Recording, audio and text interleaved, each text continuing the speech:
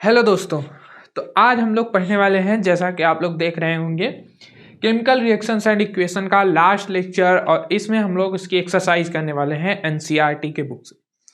सारे एनसीईआरटी के जो भी क्वेश्चंस हैं एक्सरसाइज में वो हम लोग यहाँ डिस्कस करने वाले हैं। जो क्वेश्चन सॉल्व करने लायक है उसे हम लोग सॉल्व करेंगे, और जिसके डिफिनीशंस वगैरह हैं वो आप लोगों को ऑलरेडी बता दिए जा चुके हैं और आपको नोट्स प्रोवाइड कर दिए जाएंगे। ठीक, तो हम लोग सबसे पहले चलते हैं अपने फर्स्ट क्वेश्चन की तरफ, जो एक्सरसाइज में है कि which of the statement about this reaction below are correct. मतलब जो दिया गया है नीचे उसमें कौन सा स्टेटमेंट करेक्ट है रिएक्शन के लिए। जैसे कि एक रिएक्शन है 2PbO, ये सॉलिड फॉर्म में है। सबसे इम्पॉर्टेंट यहाँ पे ये है कि हम लोग केमिकल रिएक्शन एंड इक्वेशंस पढ़ रहे हैं। इसमें हम लोग रिएक्शंस को बैलेंस करना सीख चुके हैं। तो रिएक्शंस को बैलेंस करने में सबसे इम्पोर्टेंट बात क्या होती है कि उसका फिजिकल स्टेट लिखना जरूरी है। तो ये क्या है, सॉलिड फॉर्म में है। ठीक, फिर उसके बाद कार्बन, इसका रिएक्शन कार्बन, ये भी सॉलिड फॉर्म में है। और फिर उसके बाद उससे बनता क्या है 2Pb, ये भी सॉलिड फॉर्म में, प्लस में CO2 गैस फॉर्म में। ठीक, तो ये बनता है। और इस रिएक्शन के बारे में हमें बताना है, जैसा कि स्टेटमेंट 1 है कि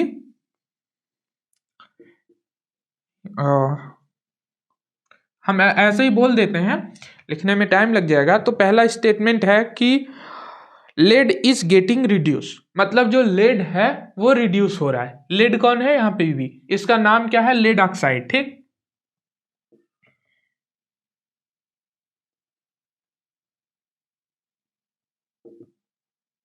और ये क्या है, कार्बन।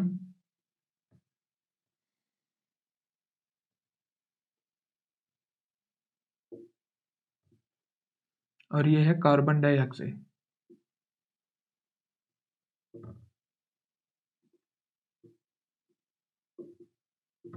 ठीक, तो ये क्या है, लेड इसमें पूछ रहा है कि लेड रिड्यूस हो रहा है कि नहीं। ठीक, फिर उसके बाद सेकेंड स्टेटमेंट है कि carbon dioxide is getting reduce oxide, मतलब कार्बन डाइऑक्साइड ऑक्साइड हो रहा है, मतलब इसका जो ऑक्सीडाइजेशन हो रहा है, ये ऑक्सीकरण हो रहा है, और लेड क्या है, अपचयित हो रहा है। फिर उसके बाद तीसरा स्टेटमेंट है carbon is getting oxide, carbon जो है उसका ऑक्सीकरण हो रहा है, ऑक्साइड ऑक्सीडेशन हो रहा है। ठीक, और lead oxide is getting reduce, मतलब लेड ऑक्साइड जो है वो रिड्यूस हो रहा है। ये हम लोगों का स्टेटमेंट मतलब इसमें दिया गया है।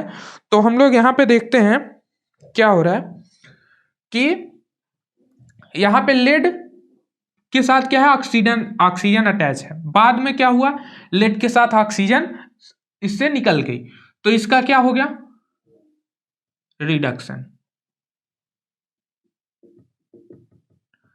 तो पहला स्टेटमेंट तो करेक्ट है, फर्स्ट करेक्ट, ए करेक्ट है। क्यों, क्योंकि लेड का क्या हो रहा है, रिडक्शन हो रहा है। फिर सेकेंड है कि कार्बन डाइऑक्साइड का ऑक्सीडेशन हो रहा है। पहले यहां पे कार्बन डाइऑक्साइड जैसा कुछ था नहीं, कार्बन में ऑक्सीजन जुड़ने से क्या हो गया, कार्बन डाइऑक्साइड बन गई। तो कार्बन डाइऑक्साइड का ऑक्सीडेशन नहीं हुआ, यहाँ पे किसका ऑक्सीडेशन हुआ है, कार्बन का। किसमें, कार्बन डाइऑक्साइड। तो ये बोला है कि carbon dioxide is getting oxide, मतलब कार्बन डाइऑक्साइड का ऑक्सीडेशन हो रहा है। तो ऐसा तो है नहीं कार्बन डाइऑक्साइड का फर्दर रिएक्शन हो ही नहीं रहा, तो वो कुछ नहीं, बाद में वो प्रोडक्ट में बन रहा है। ठीक, तो उसका ऑक्सीडेशन नहीं हो रहा है। फिर उसके बाद यहाँ पे क्या हो रहा है, इसने थर्ड बोला है कि carbon is getting oxide, carbon जो है वो ऑक्साइड हो रहा है। तो हम लोगों ने जैसा कि पढ़ चुका है कि अगर एक रिएक्शन में कोई रिडक्शन हो रहा है तो जरूर वहां ऑक्सीडेशन भी होगा। तो इससे ऑक्सीजन निकल के किससे जुड़ जा रहा है, कार्बन से, तो इसका क्या हो जाएगा, ऑक्सीडेशन। ठीक, तो सी जो है वो करेक्ट है। फिर इसके बाद डी है कि lead oxide is getting reduce. ठीक, तो लेड ऑक्साइड क्या है, ये रिड्यूस हो रहा है। तो लेड ऑक्साइड रिड्यूस नहीं हो रहा है, रिड्यूस कौन हो रहा है, पीबीओ जो है वो पीबी जो रिड्यूस हो रहा है, लेड जो है वो पहले पीबीओ था, इससे ऑक्सीजन निकल गया तो ये क्या हो गया, रिड्यूस हो गया। तो हम लोगों का जो ऑप्शन है वो कौन सा करेक्ट हो जाएगा, ए एंड सी, जो हम लोगों को दिया है सेकेंड नंबर पे। ठीक, A and C is correct. Okay, फिर हम लोग आते हैं अपने नेक्स्ट क्वेश्चन की तरफ।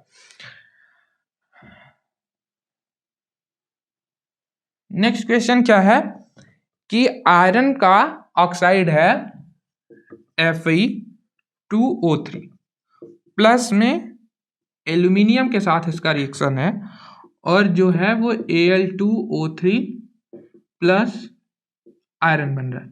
अब इसमें जो स्टेटमेंट है कि फर्स्ट क्या है, कॉम्बिनेशन रिएक्शन बोल रहा है कि ये कॉम्बिनेशन रिएक्शन है। कॉम्बिनेशन रिएक्शन क्या होती है?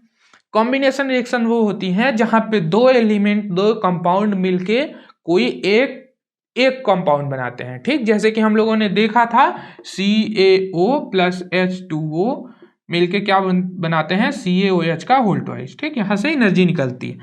तो कॉम्बिनेशन रिएक्शन ये हो नहीं सकता, क्यों? क्योंकि यहाँ पे दो कंपाउंड मिले हैं और उधर भी दो रिएजेंट थे और दो ही प्रोडक्ट बने, तो कॉम्बिनेशन रिएक्शन हो नहीं सकता। ऑप्शन ए सही नहीं है। सेकेंड क्या है, double displacement reaction. Double displacement reaction क्या होती है, दो कंपाउंड हो और इसमें से आधा पार्ट हटके इसके साथ जुड़ जाए और इसका आधा पार्ट हटके इसके साथ जुड़ जाए। क्यों? क्योंकि यहाँ पे जो है उसका एक पार्ट इस वाले के दूसरे पार्ट से ज्यादा अच्छे बॉन्ड बना पाता है। इसकी वजह से क्या होता है, वो आपस में एक दूसरे को डिस्प्लेस कर देते हैं। ठीक, तो यहाँ पे ऐसा तो कुछ नहीं है, नहीं डायरेक्ट Al क्या है, इस यहाँ पे आयरन को रिप्लेस करके यहाँ पे आ जा रहा है। ठीक, और आयरन इसके जगह पे चला जा रहा है। यहाँ पे ये एलिमेंट है और ये कंपाउंड है, वहाँ पे दोनों क्या होते हैं, कंपाउंड होते हैं। डबल डिस्प्लेसमेंट रिएक्शन भी नहीं है। यहाँ पे डीकम्पोजिशन रिएक्शन। डीकम्पोजिशन रिएक्शन क्या होते हैं, जब एक कंपाउंड टूट के दो कंपाउंड बनाता है। जैसे कि हम लोगों ने देखा था AlCl3, अगर इसको क्या करें, लाइट से अगर एनर्जी प्रोवाइड कराएं तो ये क्या होता है, Al प्लस Cl2 गैस बना देती।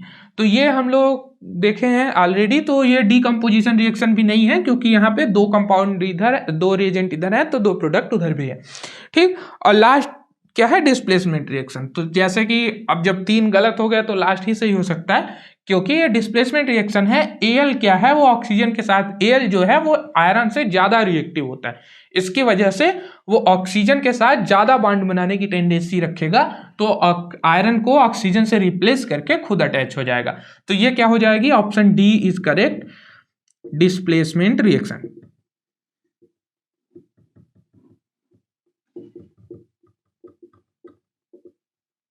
ठीक, अब हम लोग अपने थर्ड क्वेश्चन की तरफ चलते हैं। What happens when dilute hydrochloric acid is added to iron filing? Tick the correct answer. ठीक, तो ये बोल रहा है कि अगर हाइड्रोजन क्लोराइड को आयरन के साथ हम लोग वो करें, अटैच करें, तो क्या होता है। ठीक, तो यहाँ पे नेक्स्ट क्वेश्चन है कि what happens when dilute hydrochloric acid is added to iron filing? Tick the correct answer. ठीक, मीन्स आयरन का जो वो है बुरादा है, चूर्ण, वो अगर हम लोग हाइड्रोजन क्लोरिक एसिड में, हाइड्रोक्लोरिक एसिड में मिलाएं तो क्या होगा। तो हाइड्रोजन क्लोराइड क्या होता है, HCl। हम लोगों ने ऑलरेडी पढ़ा है, अब बताया था हमने आपको कि HCl क्या होता है, कि एक गैस होती है। ठीक, HCl क्या है, एक गैस, इसको क्या बोलते हैं, हाइड्रोजन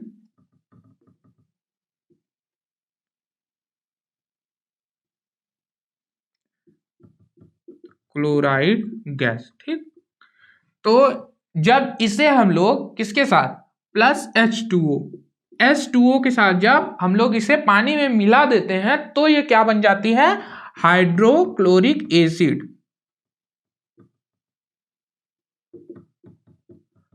ऐसे क्या होता है, हाइड्रोजन क्लोराइड एक गैस होता है, तो गैस में इसमें एसिड नेचर नहीं होता है, गैस से फ्री रहती है। लेकिन क्या होता है, जब इसके साथ H2O, ये H2O में मिल जाती है, घुल जाती है, तो इसके अंदर क्या आ जाता है, एसिडिक नेचर आ जाता है। तब हम लोग इसको क्या बोलते हैं, हाइड्रोक्लोरिक एसिड। तो हाइड्रोजन क्लोराइड एसिड मतलब हाइड्रोक्लोरिक एसिड में अगर हम लोग आयरन मिलाते हैं तो क्या होगा।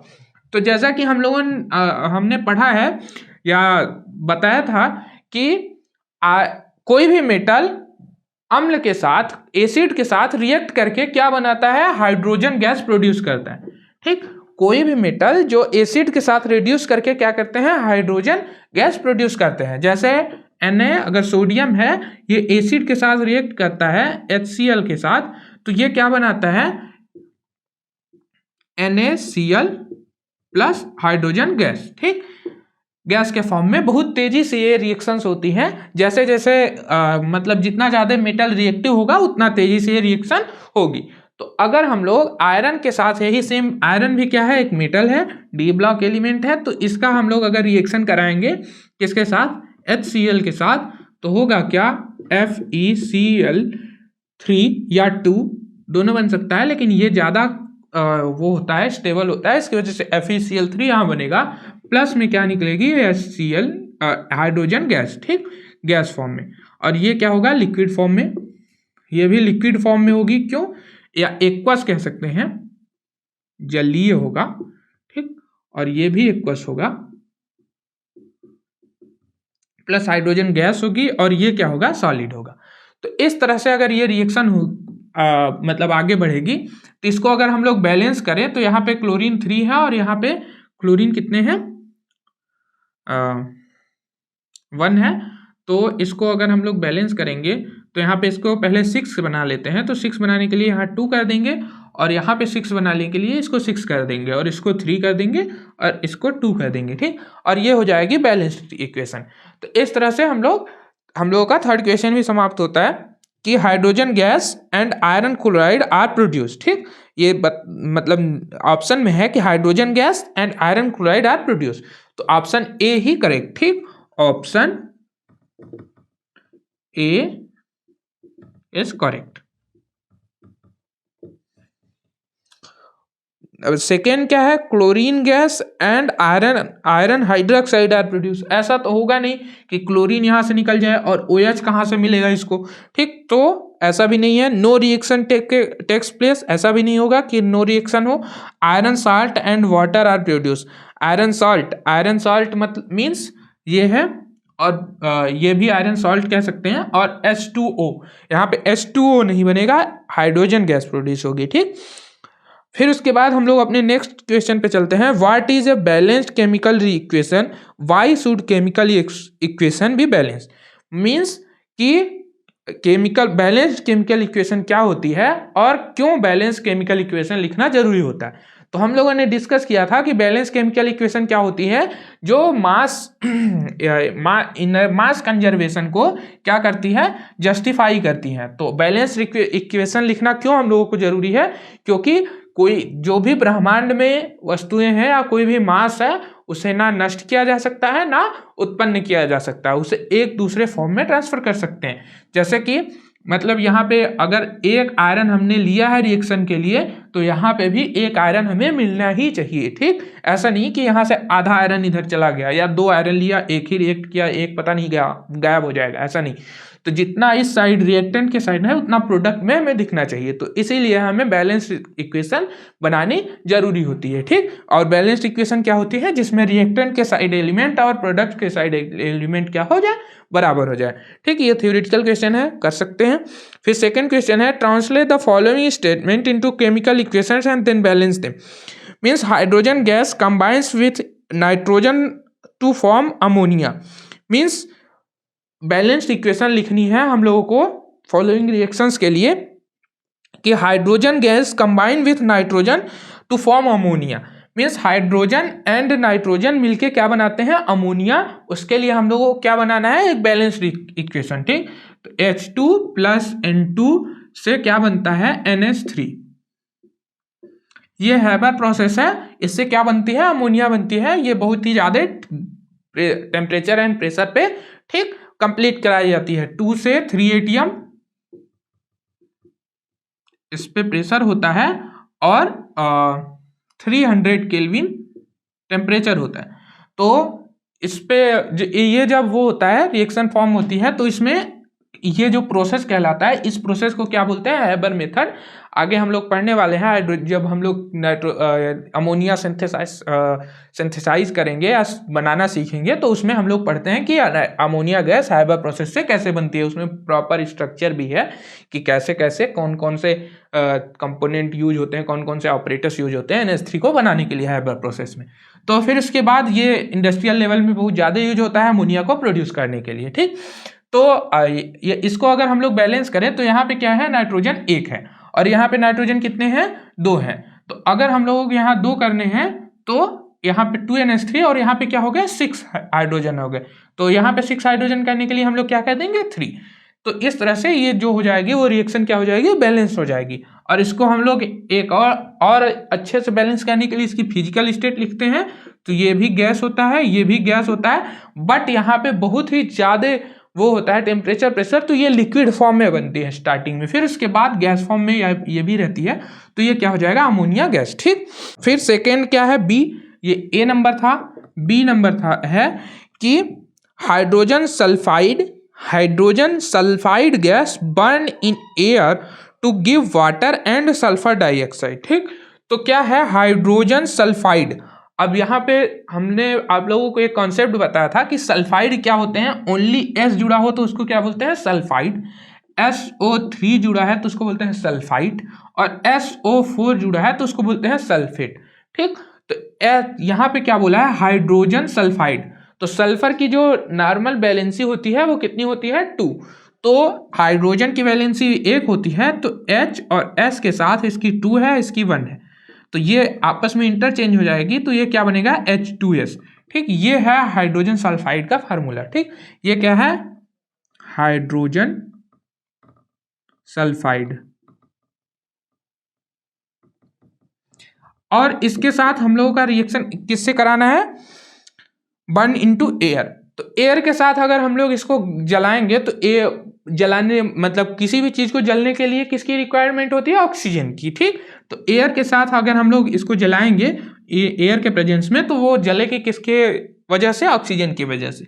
और ये प्रोड्यूस करता है, ऑलरेडी हम लोगों को दे दिया है कि क्या प्रोड्यूस होता है, give water and sulphur dioxide, SO2 plus H2O, ठीक। इसकी जो होती है वो बहुत गंदी गैस होती है, सड़े अंडे की तरह।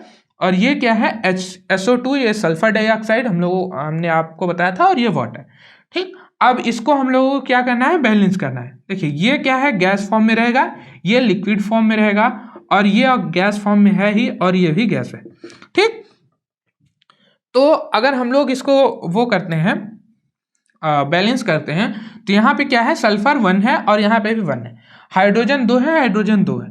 हमें बैलेंस किसको करना है, ऑक्सीजन को। ऑक्सीजन यहाँ पे 2 है और इधर साइड 3 है, तो हमें यहाँ पे 3 वो करने के लिए, इसको बैलेंस करने के लिए क्या करेंगे, सबसे पहले ऑक्सीजन को यहाँ पे बना देते हैं, इधर 3 है और इधर कितने हैं, 2, और 2 और 3 दोनों को बैलेंस करने वाला क्या होता है, 6। तो 6 बनाने के लिए हम लोग क्या करें, यहाँ पे 4 बना दें इसको, तो ये क्या हो जाएगा 4, और यहाँ पे क्या हो जाएगा 2। तो यहाँ पे 2 ऑक्सीजन एंड यहाँ पे 4 ऑक्सीजन, कुछ टोटल मिला के 6 ऑक्सीजन हो गए। और वो हम लोग को बैलेंस कहाँ से करना है, यहाँ से। तो यहाँ पे हम लोग इसको 3 बना दें, तो 6 ऑक्सीजन इधर, 6 ऑक्सीजन इधर। अब बिगड़ क्या गया, सल्फर 2 हो गया इधर और हाइड्रोजन 4 हो गया, तो यहाँ पे सीधे 2 कर देंगे और ये क्या हो जाएगा, बैलेंस्ड इक्वेशन हो जाएगी, ठीक। यहाँ पे हाइड्रोजन 4 होंगे और सल्फर 2 हो गए, ठीक। इस तरह से बैलेंस हो जाएगा। फिर उसके बाद सी नंबर है, barium chloride react with aluminium sulphate to give aluminium chloride and precipitate of barium sulphate. तो ये हम लोग ऑलरेडी लेक्चर में डिस्कस कर चुके हैं। रिक्वेस्ट ये लिख देते हैं कि बेरियम BeCl2 ये डबल डिस्प्लेसमेंट रिएक्शन है, और प्लस एल्यूमिनियम सल्फेट Al2SO4 का होल थ्राइस से रिएक्शन होता है BeSO4 प्लस AlCl3। ये क्या है, नीचे बैठ जाएगा, ये अवक्षेप इसे बोलते हैं, जो तली में बैठ जाता है। ये रिएक्शन जब होती है इन एक्वस फॉर्म में होती है, जलीय विलयन में, ठीक। तो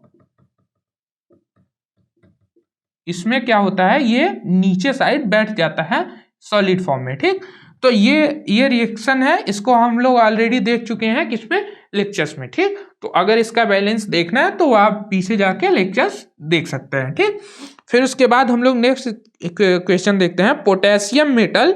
पोटेशियम मेटल मीन्स के। ठीक, ये है पोटेशियम मेटल, मेटल है तो सॉलिड फॉर्म में होगा। ठीक, तो potassium metal react with water. अब हमने बताया था कि जितने भी एक सक्रियता श्रेणी होती है उसमें क्या होता है, आयरन से ऊपर जो भी है सभी क्या करते हैं, नॉर्मल वाटर से रिएक्ट करके हाइड्रोजन गैस प्रोड्यूस करते हैं बहुत तेजी के साथ। ठीक, जैसे सोडियम है, पानी में डालो तो आग पकड़ लेता है। ठीक, हाइड्रोजन गैस तेजी से ब्लास्ट करता है, तो तेजी से प्रोड्यूस करता है हाइड्रोजन गैस। तो वैसे ही पोटेशियम भी बहुत ज़्यादा रिएक्टिव है। ये क्या है, metal react with water to give potassium hydroxide and hydrogen gas. ठीक, तो किसके साथ, H2O के साथ लिक्विड फॉर्म में ये रिएक्ट करेगा तो क्या बनाएगा, KOH।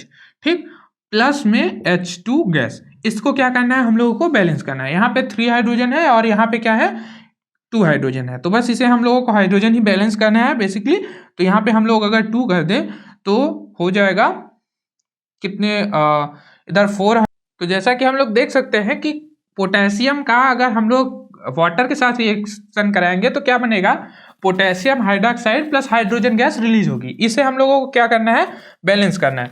तो इसके आगे हम लोगों ने क्या, इसको हम लोगों ने देखा था कि यहाँ पे KOH ऑक्सीजन, यहाँ पे हाइड्रोजन कितने हैं, 2 है और 1 3, और 3 को वो करने के लिए आगे हम लोग क्या करते हैं, 4 बनाने के लिए यहाँ पे 2 कर देते हैं। तो ये 4 हाइड्रोजन इधर हो गए और इधर भी 4 हाइड्रोजन बनाने के लिए यहाँ पे 2 कर देते हैं। ठीक, अब यहाँ पे क्या है, ऑक्सीजन 2 हो गए, यहाँ पे भी ऑक्सीजन 2 और 4 हाइड्रोजन 4 हाइड्रोजन, लेकिन यहाँ पे पोटेशियम 2 है तो यहाँ पे पोटेशियम भी 2 कर देते हैं। और इस तरह से ये क्या हो गई, बैलेंस्ड इक्वेशन। तो ये कौन सा क्वेश्चन था, 5th नंबर, ये भी खत्म होता है। इसके बाद हम लोग 6 नंबर पे चलते हैं कि balance the following chemical equation. इसमें भी क्या करना है, सारे इक्वेशन को बैलेंस करना है। तो सेम ही तरीका है, HNO3 प्लस COH का होल ट्वाइस से CaNO3 प्लस H2O। इसको हम लोग थोड़ा सा प्रॉपर मेथड से करते हैं। क्या है, HNO3 प्लस CaOH का होल ट्वाइस से बन रहा है CaNO3 का होल ट्वाइस प्लस H2O। ठीक, अब हम लोग इसको अगर प्रॉपर मेथड से करें तो इसको क्या लिखेंगे, रिएक्टेंट साइड एलिमेंट। ठीक, और ये इधर क्या लिखेंगे, प्रोडक्ट साइड एलिमेंट।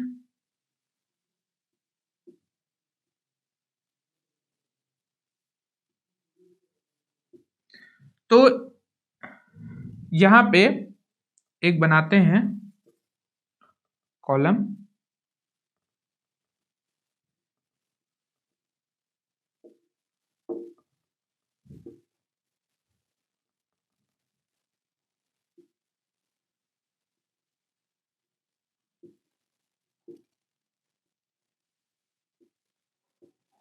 ठीक।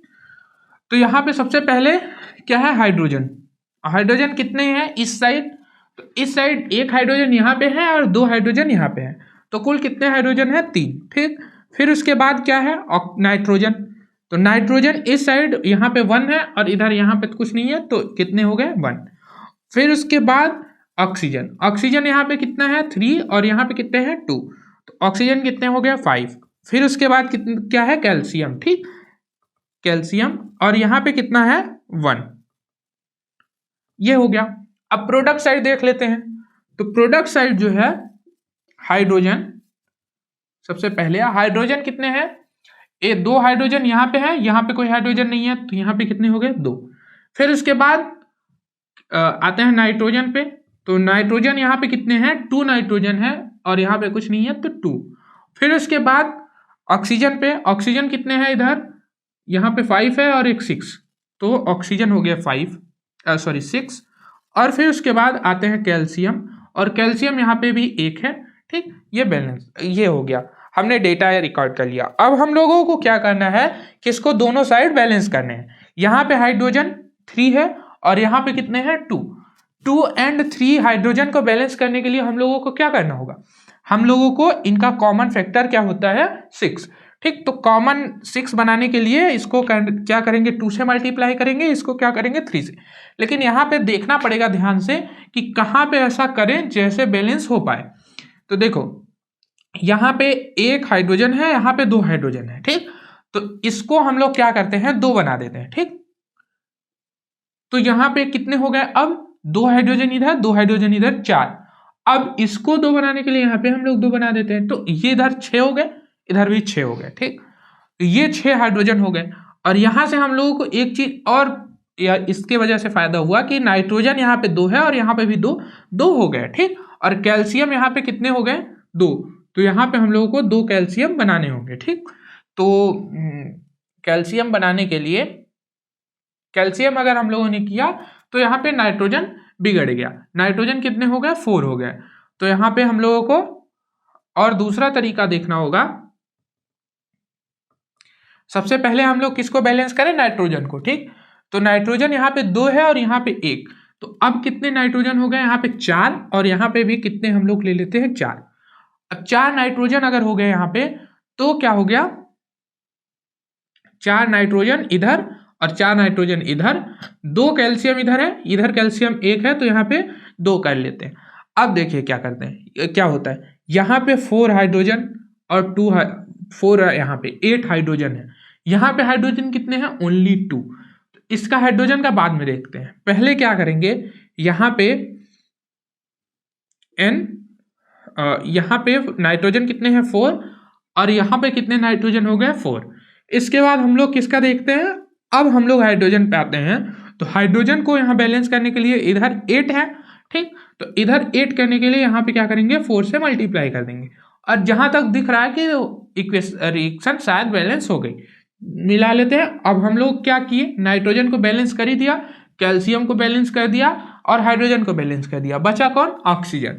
तो ऑक्सीजन को बैलेंस करने के लिए यहाँ पे कितने हैं 12 ऑक्सीजन ये हो गए। ठीक, यहाँ पे कितने हो गए 2 × 4 ऑक्सीजन यहाँ पे हो गए।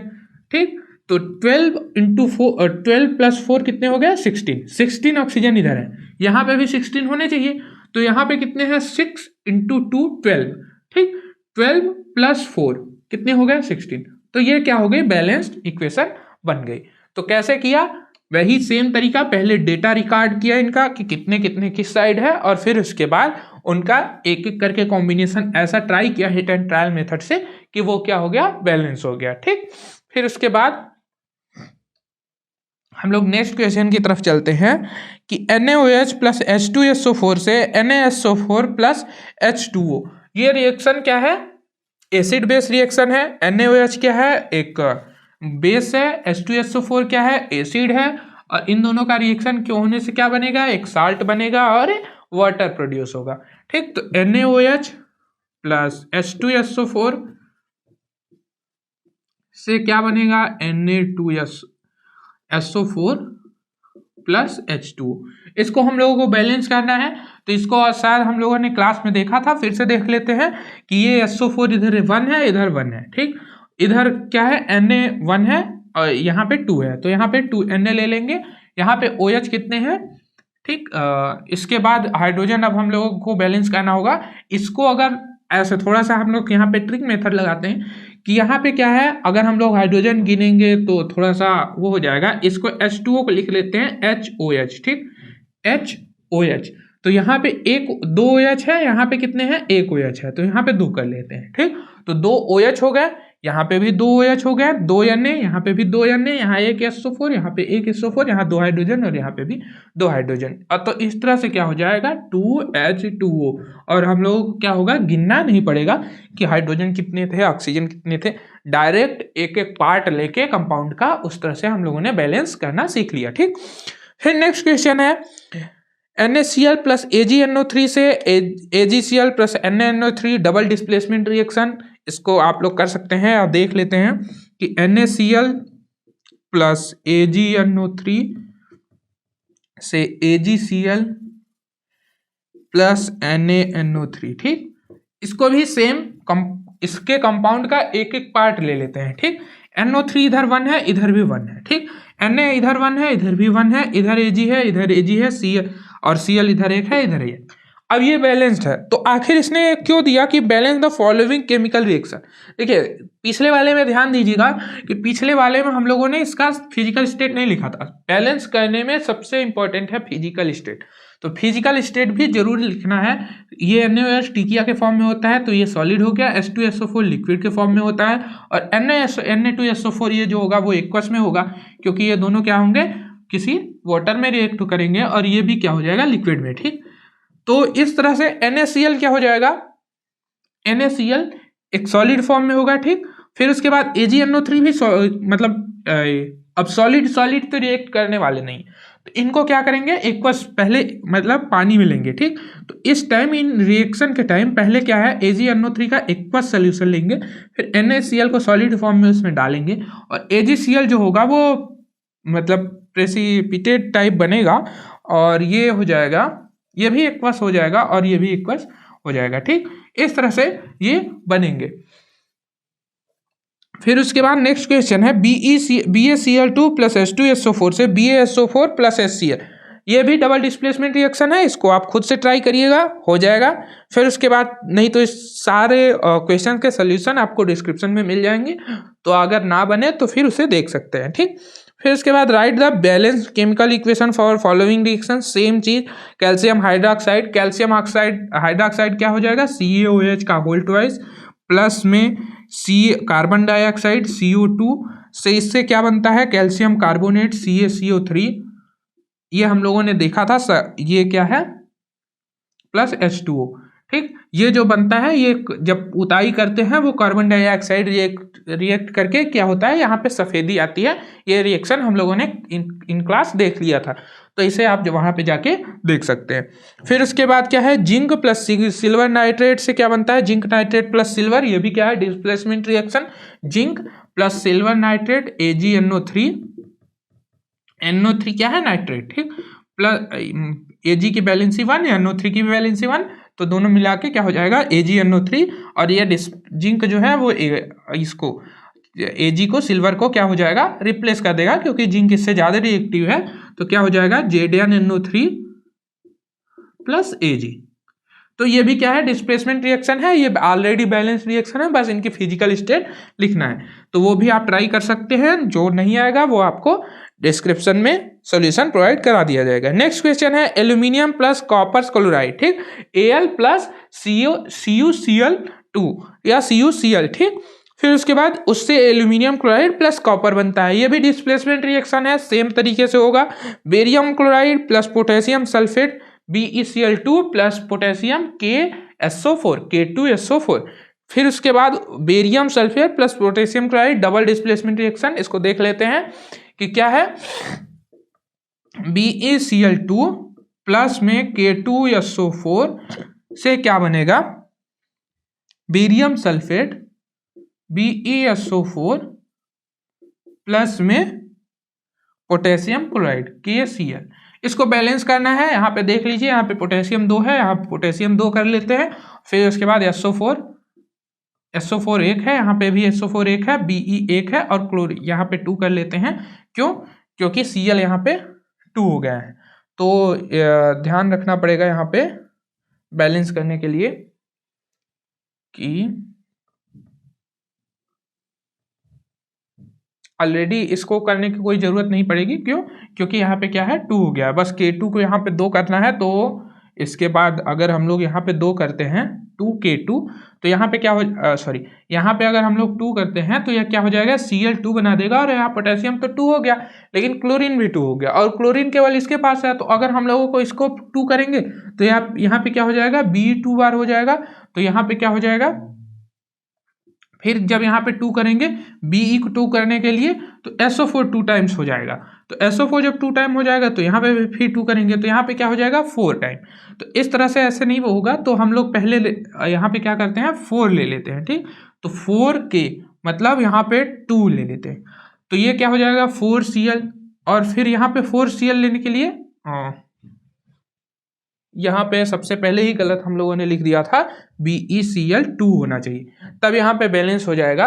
क्यों, इसमें कुछ करना ही नहीं पड़ेगा। फिर इसको बस 2 कर देंगे और यहाँ पे ऑलरेडी ये बैलेंस्ड इक्वेशन हो जाएगी, क्योंकि यहाँ पे भी 2Cl, यहाँ पे भी 2 पोटेशियम एंड 2Cl, बी और SO4 तो ऑलरेडी बैलेंस्ड है। ठीक, फिर उसके बाद नेक्स्ट देख लेते हैं 8 नंबर है कि right the balance chemical equation for the following and identify the type of reaction in each case. Same तरीके से ये भी होगा, बस इसमें क्या करना है, इसके साथ उसका वो लिखना है, आइडेंटिफाई करना है कि ये किस तरह की रिएक्शन है। जैसे हम लोगों ने इसमें देख लिया कि ये डबल डिस्प्लेसमेंट रिएक्शन है, पोटेशियम बेरियम को वो कर दे रहा है, डिस्प्लेस कर दे रहा है, और ये इसको, ठीक, ये उसके जगह अटैच हो जा रहा है और वो इसके जगह। तो ये क्या है, डबल डिस्प्लेसमेंट रिएक्शन। इसमें लिखना नहीं था और आगे वाले क्वेश्चंस में लिखना है। ठीक, तो पोटेशियम ब्रोमाइड, ठीक, पोटेशियम के Br, ठीक, ये है पोटेशियम ब्रोमाइड का फॉर्मूला। Br का भी वैलेंसी 1 होती है नॉर्मल केस में, और पोटेशियम की भी 1 होती है ऑलवेज। तो यहाँ पे क्या है, पोटेशियम प्लस Br जब दोनों रिएक्ट करते हैं तो क्या बनता है, potassium bromide plus barium chloride iodide, ठीक, Be, जैसे Cl के साथ 2 बना रहा था, I भी उसी ग्रुप का एलिमेंट है, I की भी वैलेंसी 1 होती है, B की 2 होती है, तो BeI2। ये दोनों रिएक्ट करेंगे तो क्या हो जाएगा, पोटेशियम आयोडाइड, ठीक, पोटेशियम Ki, ठीक, दोनों 1 और 1 Ki बना देंगे, प्लस बेरियम ब्रोमाइड Br2, ये हो जाएगा। ये क्या हुआ, सेम यहाँ पे 2 कंपाउंड थे आपस में, इसका जो फर्स्ट वाले एलिमेंट है वो क्या हो गया, इंटरचेंज हो गया, तो इसको क्या बोलेंगे, डबल डिस्प्लेसमेंट रिएक्शन। इसको बैलेंस कर सकते हैं आप। फिर उसके बाद सेकंड क्वेश्चन है hydrogen plus chlorine hydrogen chloride, ठीक, हाइड्रोजन प्लस Cl2 से क्या बनेगा, HCl। ये क्या है, कॉम्बिनेशन रिएक्शन, 2 कंपाउंड मिलके या 2 एलिमेंट मिलके एक कंपाउंड बना रहे हैं, तो उसको क्या बोलेंगे, कॉम्बिनेशन रिएक्शन। फिर नेक्स्ट सेकंड क्वेश्चन देख लेते हैं, जिंक कार्बोनेट प्लस, हम फार्मूला लिख देते हैं, आप देख सकते हैं इसको और खुद से बैलेंस कर सकते हैं, बाकी जो नहीं होगा वो आपको सॉल्यूशंस प्रोवाइड करा दिए जाएंगे। ठीक, तो फार्मूला क्या है, सब जिंक कार्बोनेट ZnCO3, ठीक, कार्बोनेट की भी जो होती है वो 2 वैलेंसी होती है और जिंक की भी 2, तो ये क्या हो जाएगा, जिंक कार्बोनेट ZnCO3 से क्या बनता है, Zn जिंक ऑक्साइड, ठीक, ZnO plus carbon dioxide CO2। तो ये क्या है, यहाँ 1 से 2 बन रहा है, तो ये क्या हो जाएगा, डीकम्पोजिशन रिएक्शन। ठीक, फिर उसके बाद डी नंबर क्वेश्चन है magnesium only Mg plus hydrochloric acid plus HCl। तो ये क्या हो जाएगा, मतलब इसमें क्या बनेगा, MgCl प्लस में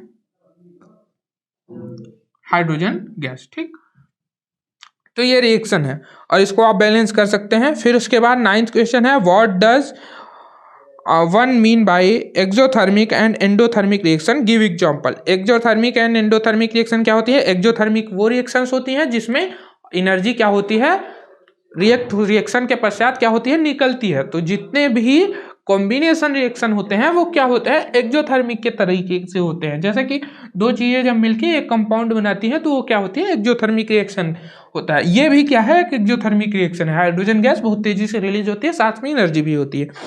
ये भी एक एग्जाम्पल होगा एक्सोथर्मिक रिएक्शन का। ठीक, भले से ये कॉम्बिनेशन रिएक्शन नहीं है, ध्यान रखिएगा।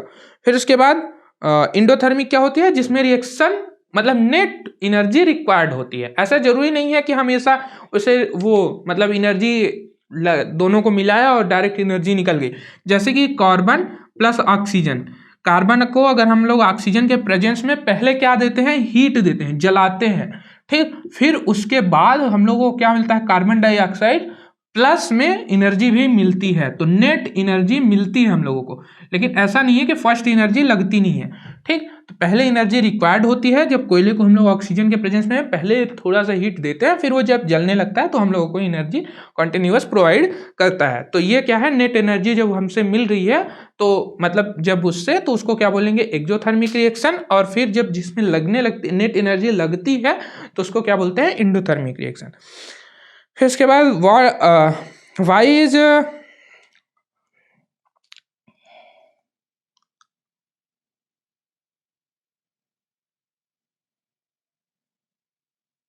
Why is respiration considered an exothermic reaction? Explain। तो रिस्पायरेशन क्या होता है, ठीक। तो हम लोग पहले देखते हैं व्हाट इज रिस्पायरेशन। तो सबसे पहले हम लोग समझते हैं व्हाट इज रिस्पायरेशन, ठीक। ये बायोलॉजी का प्रोसेस है, ये आप लोगों के 10th में ही है रिस्पायरेशन, ठीक। 10th के बायोलॉजी सेक्शन में आप ये पढ़ेंगे कि what is respiration and what is breathing. तो जब हम लोग सांस लेते हैं, जब कोई इंसान सांस लेता है तो क्या होता है, लंग्स, ये अगर कोई सांस वाला सिस्टम है, ठीक। तो अगर ये यहां से जो सांस लेने,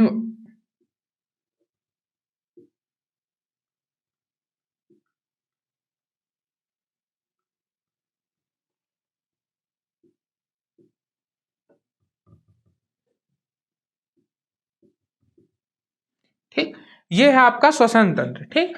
तो इसमें क्या होगा, जब कोई इंसान यहां से सांस लेता है तो सांस लेना और फिर आता है फेफड़े में, फिर फेफड़ा क्या करता है, यहां से कार्बन डाइऑक्साइड निकालता है।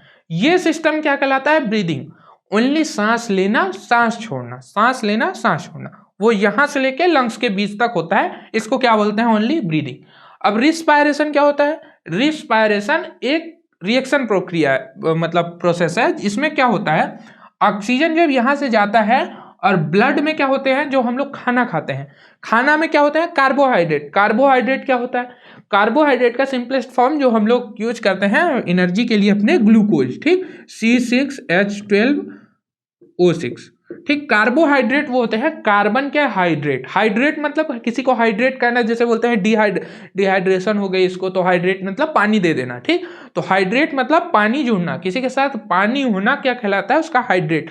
तो किस कार्बन के हाइड्रेट, कार्बन के साथ अगर ओनली पानी अटैच हो जाए तो उसको क्या बोलते हैं, कार्बोहाइड्रेट। जैसे CH2O अगर ऐसे बन जाए तो ये क्या हो जाएगा, कार्बन का हाइड्रेट।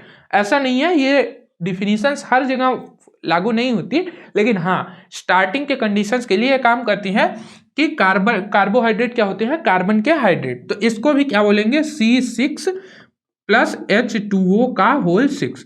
तो यहाँ पे क्या हो जाएगा, H12 और O6। तो ये क्या हो जाएगा, कार्बन का हाइड्रेट, इसको क्या बोलेंगे, कार्बोहाइड्रेट।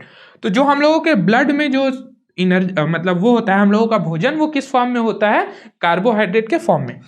जब ऑक्सीजन हम लोग यहाँ से लेते हैं लंग्स के थ्रू, तो यहाँ पे क्या होती हैं, कुपिकाएं होती हैं। कुपिकाओं के थ्रू वो क्या होता है, ऑक्सीजन ब्लड में जाता है और ब्लड में रिएक्शंस होती है C6H12O6 प्लस में प्लस में O2, ऑक्सीजन के साथ रिएक्शन होती है। तो यहाँ से क्या होता है, CO2 बनती है, प्लस में क्या बनता है, H2O बनता है, और क्या होती है, बहुत तेजी से एनर्जी रिलीज होती है।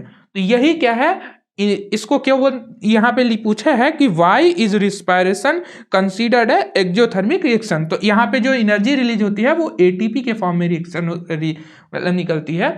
तो इसे हम लोग इसीलिए कहते हैं क्योंकि इस प्रोसेस में जब हम लोग सांस लेते हैं तो ऑक्सीजन अंदर जाती है और कार्बोहाइड्रेट से रिएक्ट करके क्या बनाती है, एनर्जी प्रोड्यूस करती है। इस वजह से इसको हम लोग कैसे कंसीडर करते हैं, एक्सोथर्मिक रिएक्शन में, क्योंकि नेट एनर्जी क्या होती है, रिलीज होती है, ठीक।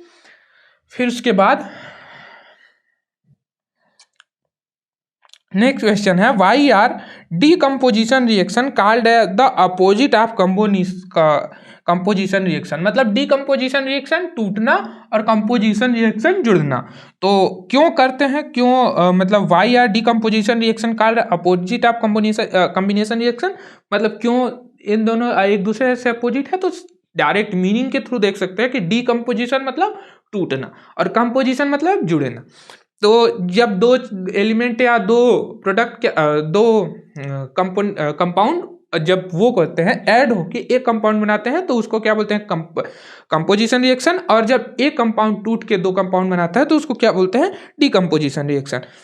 फिर इसके बाद नेक्स्ट क्वेश्चन है write one equation is for decomposition reaction where energy is supplied in the form of heat या लाइट और इलेक्ट्रिसिटी। मतलब एक डीकम्पोजिशन लिखना है जिसमें एनर्जी किस फॉर्म में सप्लाई हो रही है, हीट, लाइट और इलेक्ट्रिसिटी। तो हम लोगों ने एक बहुत अच्छा एग्जांपल देखा था AgCl, क्या होता है सिल्वर क्लोराइड। अगर हम लोग इसको लाइट का प्रेजेंस कैसे होता है एच न्यू अगर ये फोटोन का पैकेट है तो अगर हम लोग इसको लाइट के प्रेजेंस में या हीट देते हैं नॉर्मल तो ये क्या होता है Ag बन जाता है और Cl2 इससे निकल जाती है। तो ये हो गया डीकम्पोजिशन रिएक्शन का एग्जांपल जिसमें क्या होता है लाइट का हम लोग प्रेजेंस में इस कंपाउंड का डीकम्पोजिशन हो जाता है, ठीक, डीकम्पोज हो जाता है। फिर 13 नंबर क्वेश्चन है what is the difference between displacement and double displacement reaction, right equation for this reaction. Displacement reaction क्या होती है जब एक एलिमेंट है और एक कंपाउंड, ये एलिमेंट क्या करता है उस कंपाउंड में से एक एलिमेंट को रिप्लेस कर देता है तो इसको क्या बोलते हैं डिस्प्लेसमेंट रिएक्शन। जैसे कि हम लोगों ने देखा था कि Na प्लस BeCl2 ले लेते हैं से क्या बनता है NaCl प्लस Be, ठीक। तो ये क्या हो जाएगा यहां से Na जो है वो Be को रिप्लेस कर दिया या यहाँ पे AgCl ले लेते हैं और ये क्या हो जाएगा NaCl प्लस Ag। तो इस तरह से क्या हो जाएगा डिस्प्लेसमेंट रिएक्शन। यहाँ पे एक कोई कंपाउंड है इसके फर्स्ट वाले मेटेलिक एलिमेंट को ये डिस्प्लेस कर देता है तो इसको क्या बोलते हैं displacement reaction. Double displacement reaction क्या होती है जब दोनों कंपाउंड होते हैं एक का एलिमेंट दूसरे के साथ अटैच हो जाता है और दूसरे का फर्स्ट के साथ। तो डबल डिस्प्लेसमेंट रिएक्शन का एग्जांपल देख लेते हैं BeSO4 प्लस Na2SO4 या BeCl2 ले लेते हैं प्लस Na2SO4 से क्या बन जाएगा NaCl प्लस BeSO4। तो ये क्या हो जाएगी डबल डिस्प्लेसमेंट रिएक्शन। फिर उसके बाद इन the refining of the silver the recovery of silver from silver nitrate solution involve displacement by copper metal, write down the reaction involved, ठीक। तो यहाँ पे क्या है नेक्स्ट क्वेश्चन देखते हैं।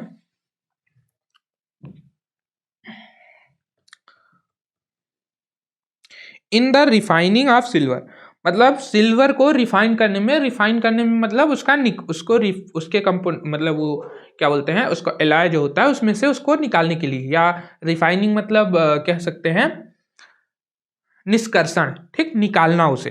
तो in the refining of silver the recovery of silver from silver nitrate solution involve displacement by copper metal, ठीक, write down the reaction involve, ठीक। तो यहाँ पे बोल रहा है कि अगर कोई सिल्वर को अगर हम लोगों को निकालना है सिल्वर नाइट्रेट के विलयन से तो हम लोग किसका यूज करते हैं कॉपर विलयन का, कॉपर का। क्यों? तो इसका रिएक्शन लिखना है तो क्या है अगर AgNO3 है प्लस में अगर हम लोग इसको Ag को यहाँ से हटाना है तो इससे थोड़ा सा रिएक्टिव चीज ले लेते हैं, इससे थोड़ा सा रिएक्टिव मेटल ले लेते हैं। थोड़ा सा रिएक्टिव मेटल क्या होता है Cu। अगर हम लोग थोड़ा सा ज़्यादा रिएक्टिव ले लेंगे तो पता चला कुछ दूसरा ही बन जाएगा, यहाँ से NO2 गैस बन के निकाल देगा, वो और ज़्यादा ऑक्सीडाइज या रिड्यूस कर देगा। तो ये इस तरह से वो नहीं ले सकते, इससे थोड़ा सा मतलब रिएक्टिव एलिमेंट ले लेते हैं तो कॉपर है, ठीक। कॉपर के साथ क्या करेंगे रिएक्ट कराएंगे तो CuNO3 बन जाएगा,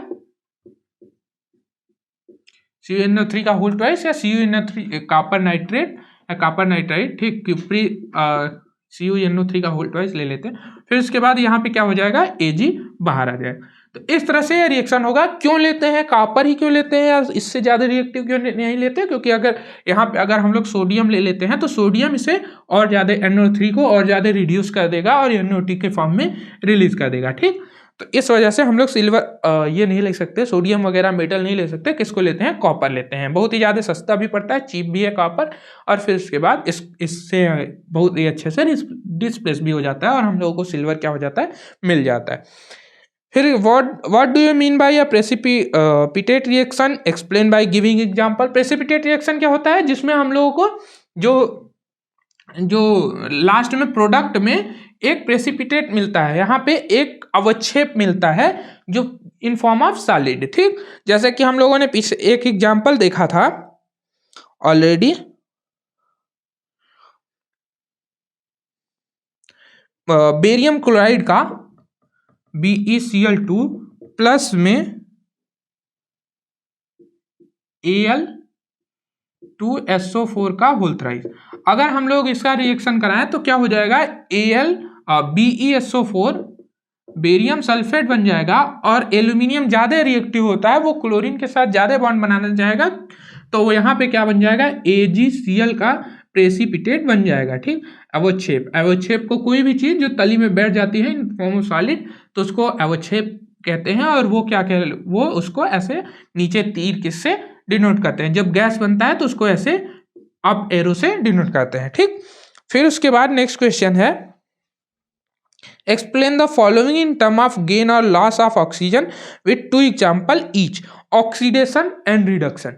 ऑक्सीडेशन क्या होते हैं, रिडक्शन क्या होते हैं, किसके रिस्पेक्ट में पूछा है कि जब गेन और लॉस ऑफ ऑक्सीजन, ऑक्सीजन जब जुड़ता है, ऑक्सीजन निकलता है, तो उसके फॉर्म में हम लोगों को ऑक्सीजन एंड रिडक्शन को बताना है। तो सबसे फर्स्ट एग्जाम्पल हम लोगों का फर्स्ट क्वेश्चन ही ले लेते हैं, PbO प्लस कार्बन, इसके साथ क्या होता है, अगर हम लोग रिएक्ट कराते हैं तो Pb अलग हो जाता है प्लस CO2 बन जाता है। तो ये क्या हो गया, यहाँ पे इसका ऑक्सीजन का लॉस हुआ और इसका ऑक्सीजन का गेन हो गया। ठीक, तो ये क्या हो गया, इसका ऑक्सीडेशन हो गया, Pb का रिडक्शन हो गया, और इसका क्या हो गया, ऑक्सीडेशन हो गया। इसके बाद explain the following term with 1 example is corrosion and rancidity. Corrosion क्या होता है, संक्षारण, मतलब नेचर के प्रेजेंस में आके कोई मेटल क्या हो जाता है, धीरे धीरे क्षयित हो जाता है, धीरे धीरे वो मतलब वीक पड़ता जाता है, उसके ऊपर की परत हटती जाती है किसके, ऑक्सीजन से रिएक्ट कर करके, तो उसे क्या बोलते हैं, कोराइजन। और एनसीडीटी क्या होता है, कोई भी नेचर के प्रेजेंस में गैस के वजह से बहुत चीज रिएक्शन परफॉर्म करके कोई भी ऑयली फूड क्या होता है, महकने लगता है, या कोई फूड महकने लगता है, तो उसे क्या बोलते हैं, रेंसिडिटी। ठीक, तो इसको हिंदी में बोलते हैं विकृत गंधिता। ठीक, गंध आने लगती है उसमें से। तो यही पढ़ना है, इसके आगे जो भी आपको सोल्यूशन ट्राई करिएगा, जो नहीं होंगे वो उसके सोल्यूशन आपको डिस्क्रिप्शन में प्रोवाइड करा दिए जाएंगे। और फिर उसके बाद हम लोग कल नेक्स्ट चैप्टर डिस्कस करेंगे, एसिड बेस एंड साल्ट। ठीक, तो धन्यवाद।